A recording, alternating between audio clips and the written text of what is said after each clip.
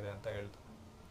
ಹೌದಾ, ಸರಿ, ಈಗ ನೀನು ಆಟ ಸಾಮಾನು ಬೇಕು ಅಂದರೆ ಏನು ಬೇಕು, ಅದಕ್ಕೆ ಕಾಸು ಬೇಕು ಅಂತ ಹೇಳ್ತಾನೆ. ಹೌದಾ, ನನ್ನ ಹತ್ರ ಹಣ ಎಲ್ಲ ಇಲ್ವಲ್ಲ, ಒಂದು ಕೆಲಸ ಮಾಡು, ನನ್ನಲ್ಲಿ ಈ ಸೇಬಿನ ಹಣ್ಣುಗಳಿದೆಯಲ್ಲ ಇದನ್ನೆಲ್ಲ ತೊಗೊಂಡೋಗಿ ಎಲ್ಲಾದರೂ ಮಾರಿ ಅಂಗಡಿಯಲ್ಲಿ ಕಾಸು ತಗೋ, ಆ ಕಾಸನ್ನ ಇಟ್ಕೊಂಡು, ಹಣನ ಇಟ್ಕೊಂಡು ನೀನು ನಿನಗೆ ಬೇಕಾಗಿರೋ ಆಟ ಸಾಮಾನೆಲ್ಲ ತೊಗೊಳಪ್ಪ ಅಂತ ಹೇಳುತ್ತೆ. ಆ ಹುಡುಗ ಸರಿ ಅಂತ ಒಪ್ಕೊಂಡು ಆ ಸೇಬಿನ ಹಣ್ಣೆಲ್ಲ ಕಿತ್ಕೊಂಡು ಹೋಗ್ತಾನೆ.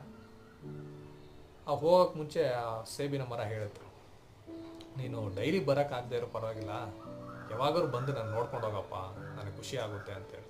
ಸರಿ ಆಯಿತು ಅಂತ ಹೇಳ್ಬಿಟ್ಟು ಹೊರಟೋಗ್ತಾನೆ. ಅವನು ಸೇಬನ್ನ ಮಾರಿ ಹಣ ತೊಗೊಂಡು ಆಟ ಸಾಮಾನೆಲ್ಲ ತೊಗೊಳ್ತಾನೆ.